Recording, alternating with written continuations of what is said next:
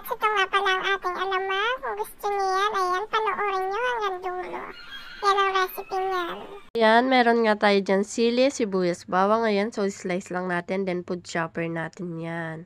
Ayan, take note nga pala, pagka-open natin ng food chopper, pagkatas natin dyan, lumayo-layo tayo dyan dahil talaga yung sakit ng nakaraan mo, maaalala mo talagang pupunta sa mata mo, maluluha ka dyan ng bongga, sinasabi ko sa'yo. So, ayan, pagkahiwa-hiwa nga yan, ayan, pagka-open yan na, take note, lumayo tayo dyan. So, ayan, hiwain natin yung sili, kasi mas masarap yung may anghang, yung alamang. Para masarap pang ulam, masarap ding sausawan, o, diba? Hindi yung nagsasawsaw ka ng buhay ng iba, ayan, magluto ka na lang ng alamang. So, ayan yung ating mga next step. Ayan, yung sliling labuyo para naman talagang, masarap ang ating alamang. May konting pitik ng anghang. Ayan. Talaga namang pagkatapos niyan, talagang super satisfied na tayo dyan. Ayan. Ayan na nga mga kabelnuts. Simulan na natin ang pagluluto. Unang-una, painitin natin ng kawali. Siyempre, kailangan yan. At pagkainit ng kawali, isunod na natin ng mantika. At pagkainit ng mantika, siyempre, kasunod niya ng bawang at sibuyas. Ganito ako maggisa. Laging magkasabay ang bawang at sibuyas. Hindi ko lang kung bakit, pero hindi ako sanay pag nauna yung bawang o nauna yung sibuyas. Gusto ko yung magkasabay. So, isabay na din natin yung sili. Kasi pag sinama natin sa gisa yung sili, mas maanghang, mas matapang yung aroma ng sili. So, ayan. Super bango yan. Pag talagang namin yung mabango yan.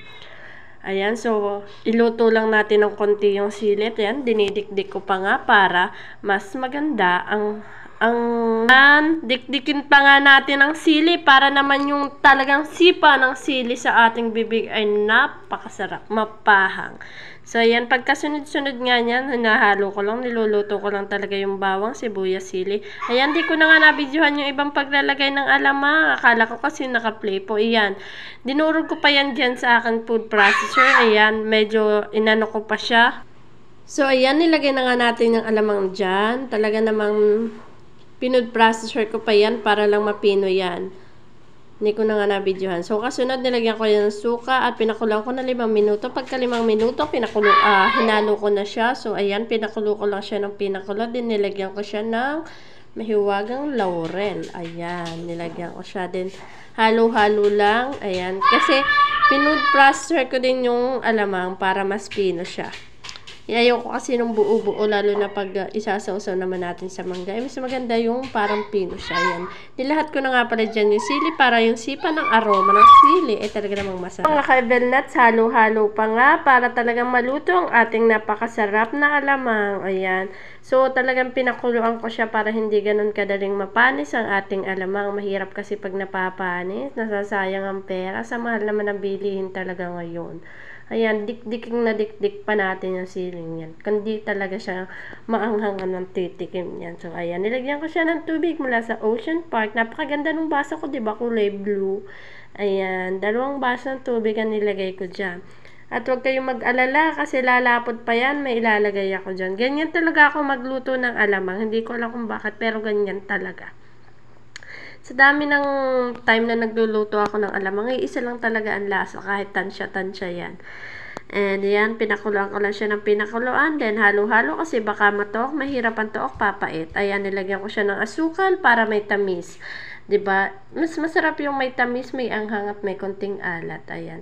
Gawa nung alamang hindi talaga siya nawala ng alat kasi isang beses ko lang siyang binanlawan. Ayan, nilagyan ko yan ng food color, di ko lang talaga nabidyohan.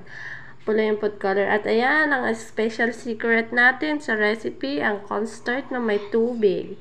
At talaga namang lalapot yan at super gaganda yung texture ng alamang, hindi na mukhang sinigang. Ayan, hindi karado sa mukhang sinigang.